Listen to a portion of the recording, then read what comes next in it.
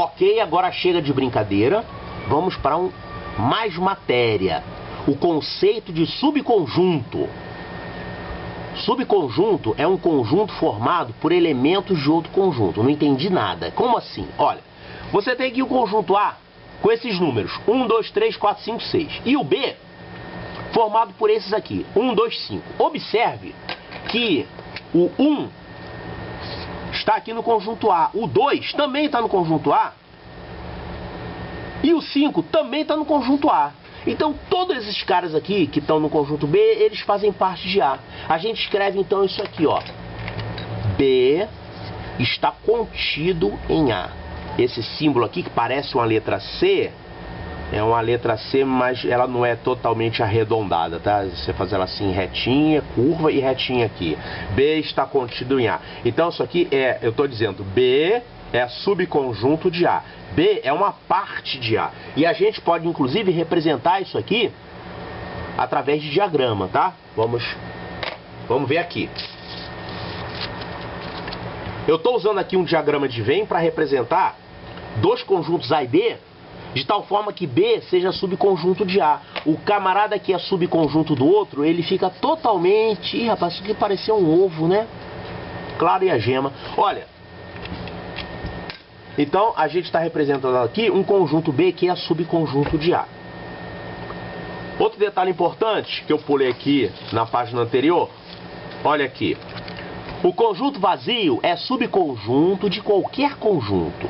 Ou seja, vazio sempre está contido em qualquer conjunto A. Porque como é que a gente faz para formar um subconjunto? Pega os elementos de A e escolho alguém. Então aqui, por exemplo, eu peguei os elementos de A e escolhi 1, 2 e 5. Legal, formei um subconjunto. E se eu não escolher ninguém? Tudo bem. E se você não escolher ninguém? Se você não escolher ninguém, tudo bem. Mesmo assim, a tua escolha foi nada. Eu não quero pegar ninguém. Tá bom, então a tua escolha foi nula. Mas não deixa de ser uma escolha. Eu posso escolher pegar um elemento daqui, eu posso escolher pegar 2, pegar 3, pegar vários. Ou então eu posso escolher não pegar nenhum. Não deixa de ser uma escolha, tá? Então eu não escolhi ninguém para formar o subconjunto. Tá bom, se eu não escolhi ninguém, o subconjunto que eu formei é o conjunto vazio, tá? É aquele subconjunto que a gente pega sem escolher ninguém. Também é válido. Então o conjunto vazio é subconjunto de qualquer conjunto. Olha, isso aqui pega muita gente, tá? O conceito de pertence e o conceito de contido. Olha só, você já aprendeu o que é pertinência. Por exemplo, aqui eu estou falando que o número 2 pertence a esse conjunto. Pertence, olha ele lá dentro, ó. Olha ele aqui. Tá bom? Tá vendo ele ali? Ele pertence, tá? Ele é um dos elementos. Aqui tem 3 elementos, separados por vírgulas, bonitinhos e entrechados, tá? Então eu tenho o elemento 1, o elemento 2 e o elemento 3. O 2 é um desses elementos. Entendi, perfeito. Agora, aqui é o conceito de subconjunto. Eu estou falando aqui que esse conjunto está contido nesse conjunto. Por quê? Porque os caras que estão aqui são uma escolha feita daqui de dentro. Eu escolhi 1 e o 2. Tá, eu podia escolher 1, 2, 3 ou 4. Eu escolhi aqui esse e esse, eu escolhi 2. Então, ele realmente está contido. Agora, esse conceito de pertence e está contido, ele pode confundir muita gente num caso como esse aqui, ó. Este conjunto, que tem os elementos 1 e 2, ele pertence a esse conjunto aqui? Esse conjunto aqui é um conjunto estranho, olha só. Esse conjunto aqui, ele tem quantos elementos? Tem 3 elementos. Ele tem o número 1, o número 2 e esse conjuntinho aqui. Então eu pergunto, esse conjunto pertence a esse? Para você ver se pertence, você tem que pegar ele inteiro, isso aqui todinho, e ver se ele aparece aqui dentro. E ele está aparecendo, olha ele lá. É o próprio. Exatamente como está. Então ele pertence. Está correta essa afirmação. Esse conjunto pertence a esse outro conjunto. E aqui? Esse conjunto está contido nesse? Como é que a gente faz para ver se está contido? Eu vou pegar os elementos que esse cara aqui tem, que são 1 e 2, e vou verificar se 1 e 2 tem aqui. Mas esse 1 e 2 não vale não, tá? Porque esse 1 e 2, ele não são os elementos desse conjunto todo. Você deve encarar isso aqui como uma caixa preta, uma coisa só, você não mexe aqui dentro. Então, esses caras estão aqui. Se eles estão lá, então isso significa que ele está contido, está correto.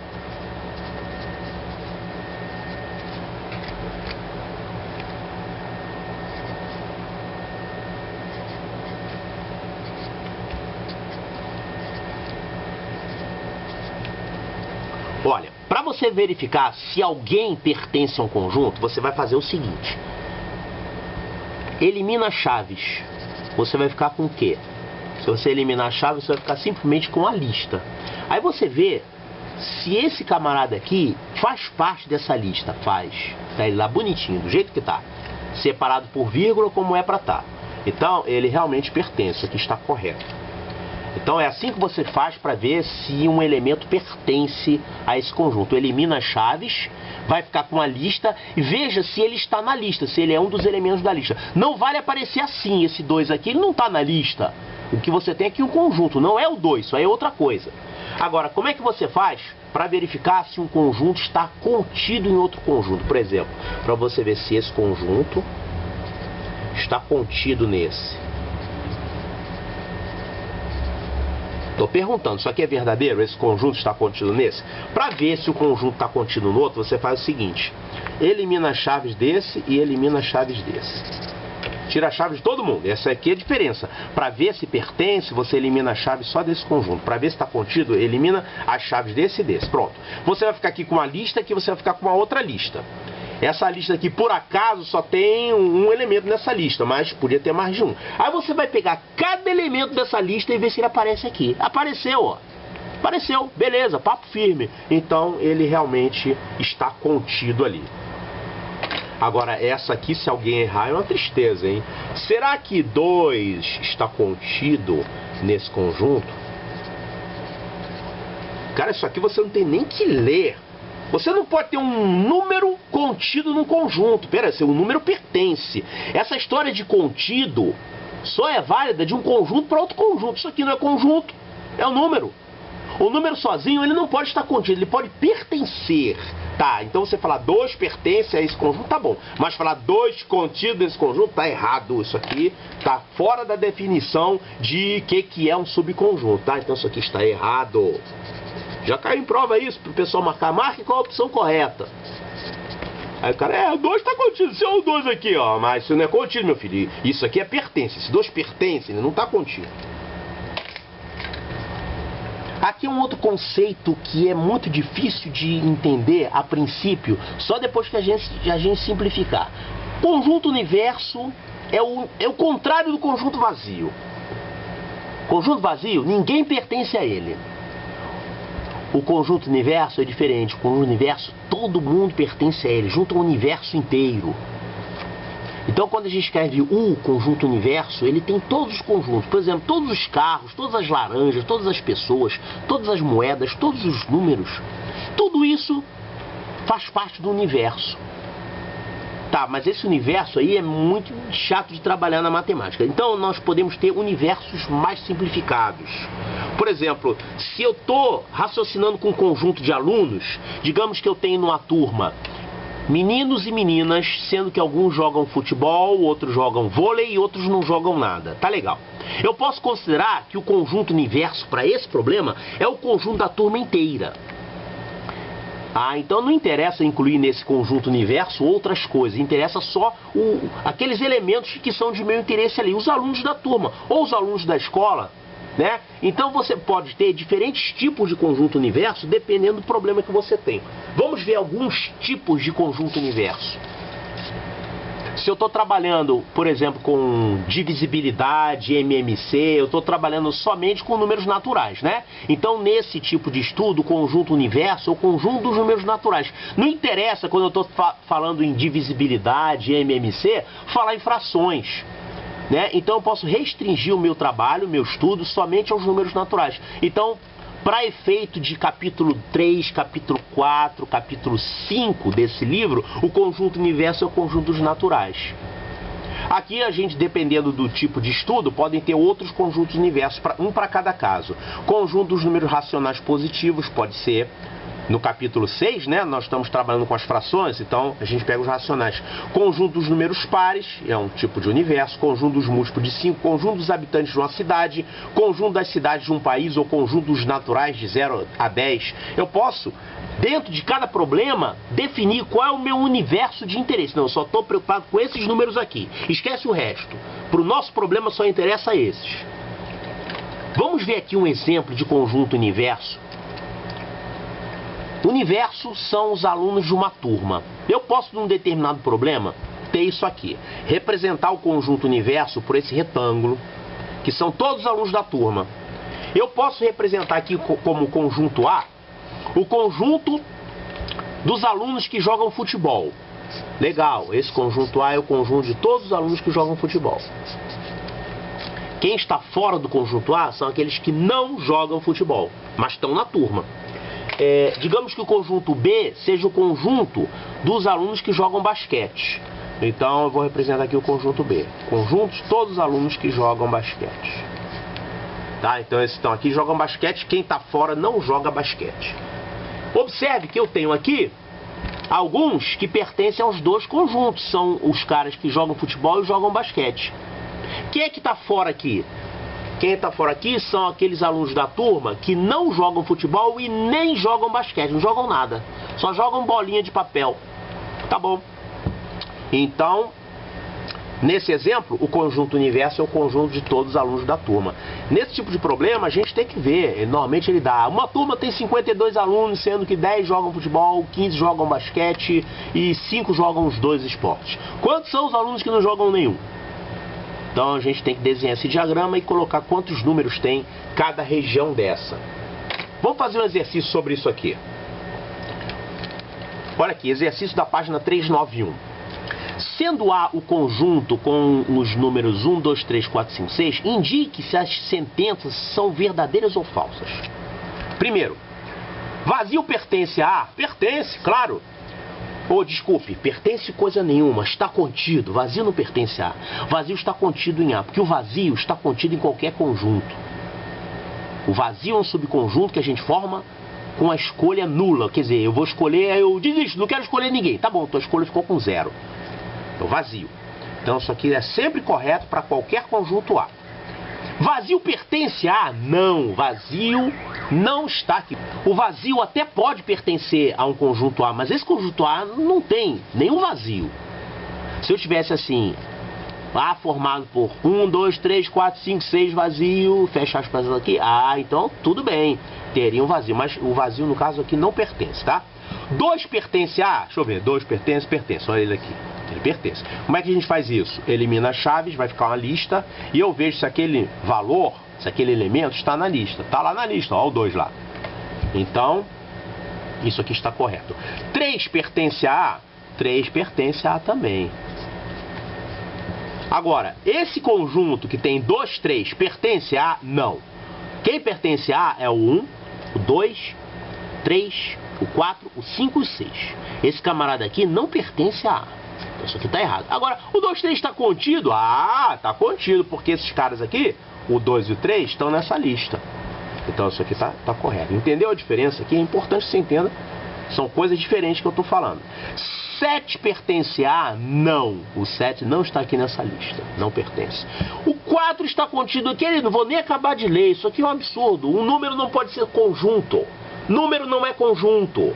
Número pode ser elemento. Então, se ele não é conjunto, ele não pode estar contido. Só quem pode estar contido é conjunto. Ok? 4 está contido em A? Peraí, isso aqui não é 4. Isso aqui é um conjunto que tem um número 4.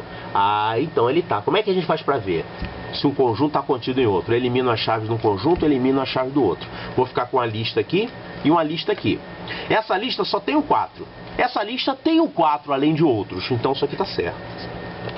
Isso aqui é uma outra forma de escrever que um conjunto está contido em outro, tá? Quando a gente escreve assim, com esse C virado ao contrário, a gente está falando que esse conjunto que está contido nesse, ou então que esse conjunto contém esse. É a mesma coisa. Então, esse conjunto aqui está contido em A. Para ver se está contido em A, eu vou tirar as chaves e olhar a lista que ficou. 4, 5, 6. Estão nessa lista? Então, 4, 5, 6. Então isso aqui está certo. A está contido em A? Claro, qualquer conjunto está contido nele mesmo. Então, todos os elementos de A são elementos de A. Então, o A está contido em A. Isso aqui vale para qualquer conjunto. Vazio sempre está contido em qualquer A. E A sempre está contido em A. Isso vale para qualquer conjunto A. Então, isso aqui está certo. Conjuntos naturais. É subconjunto de que mais? Eu já mostrei isso aqui. O conjunto dos naturais é subconjunto de que mais? Conjunto dos racionais não negativos. Isso está certo. Uma característica interessante dos problemas de conjuntos é que dificilmente a gente tem que fazer conta. Sempre é olhar a lista e raciocinar. Esse problema aqui está pedindo para verificar quais desses conjuntos aqui são unitários. Vamos ver então. Conjunto dos números naturais tais que x mais 5 seja igual a 20. Olha só, o único número natural que somado com 5 dá 20 é o número 15. Então esse conjunto aqui é o conjunto cujo único elemento é o número 15. Então esse aqui é um conjunto unitário.